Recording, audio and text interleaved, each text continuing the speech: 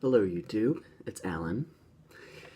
So in this video, I want to tell you about just the fact that I am seriously looking into lower surgery and why and what kind, basically.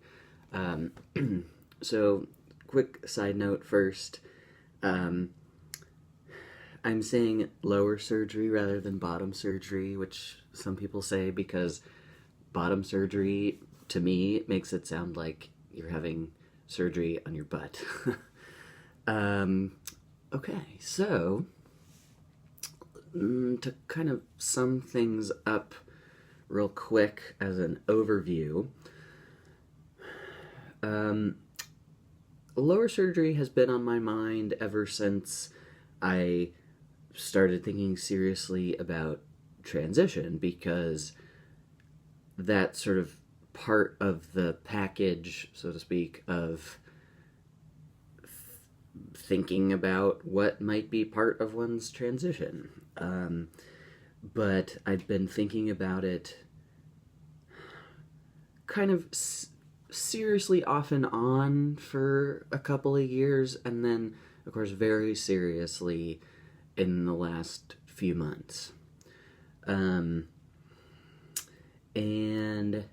I am definitely leaning towards metoidioplasty at this point in time. And I actually have 2 consultations with 2 different surgeons in the San Francisco Bay Area in several weeks from now. So, yeah. Oh, and so I'll be having consultations with Dr. Chen and Dr. Safier, who works at the Brownstein Crane practice in San Francisco. Okay. So, yeah. Why I am looking into it seriously. So, okay, this stuff, as with other aspects of gender dysphoria and stuff, it's hard to explain in a way where other people can truly get it.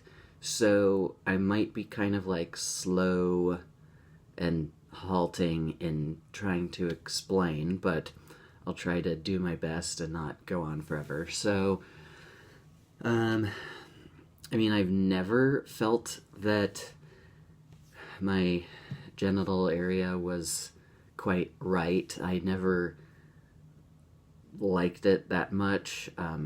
It just felt kind of like annoying and a source of anxiety, and just, I don't know, I was never thrilled about it.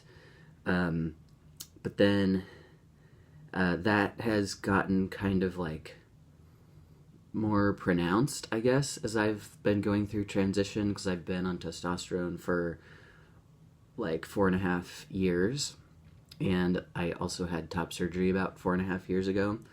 So as I've gotten more accustomed to feeling more comfortable with most of my body, the aspects that I'm really uncomfortable with, physically and psychologically, really stand out more than they used to, now that I have more, like, comfort to compare it with. And also, as I've become more male externally to match the internal in my mind and heart and so forth, I've gotten more used to how fitting it is to have a more male body, because that's what my brain is wired for. So getting more used to that, then any aspects that are more female just seem kind of like increasingly foreign and weird for me.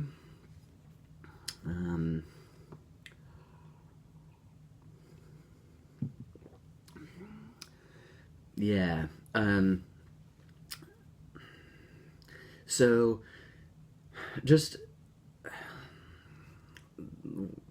the, my genitals and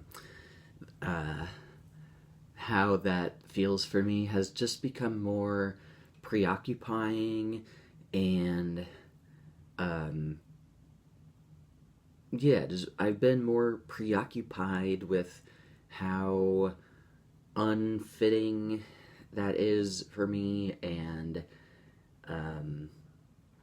so it basically causes me distress and depression and distraction, definitely on a daily basis. Like many times a day, I think about it and feel distressed and depressed and uncomfortable. And so that it's just come to the forefront.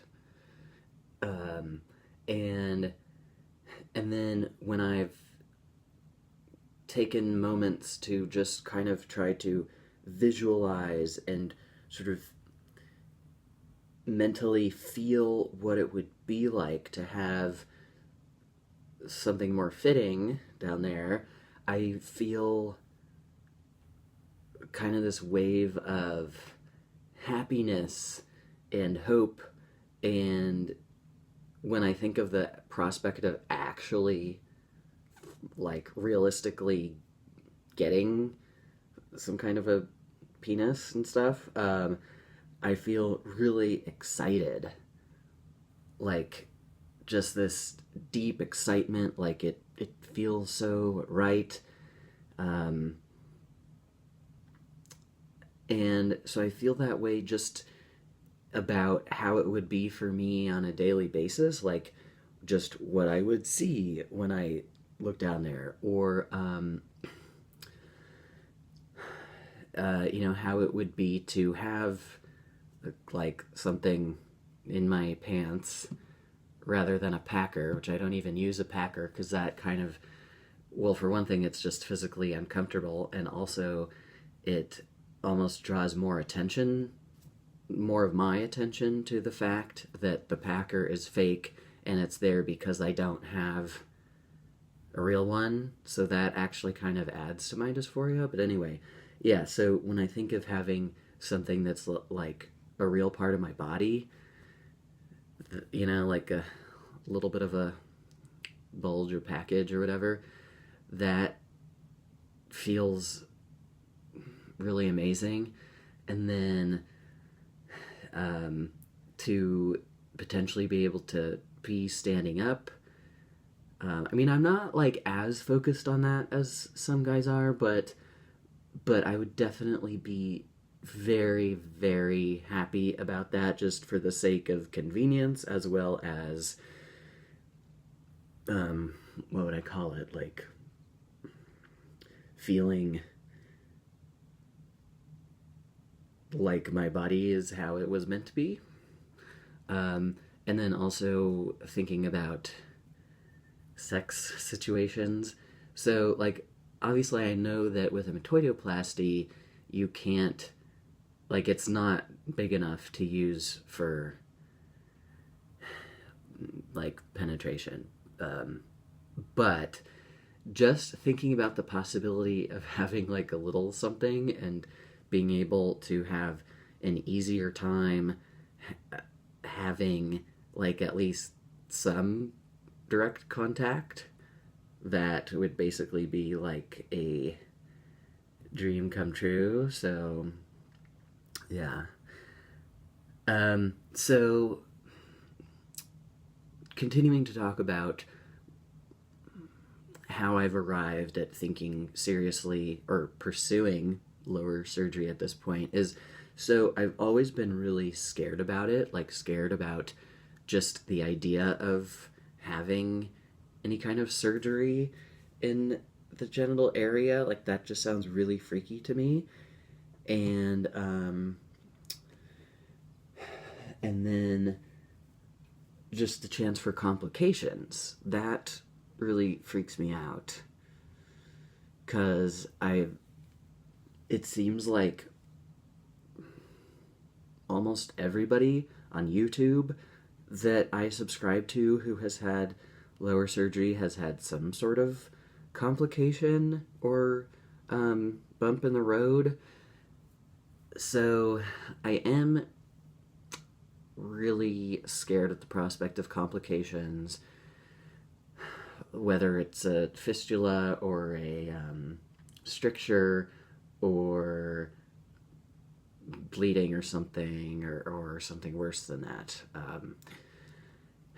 So I kind of had been thinking for a few years that I would not pursue lower surgery because even though I would probably really like the result, I was not willing to risk any complications just because it sounds dangerous as well as so stressful and traumatizing.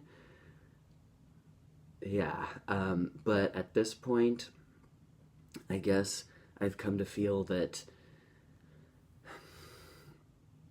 since I'm just preoccupied and distressed about this whole thing so much at the time,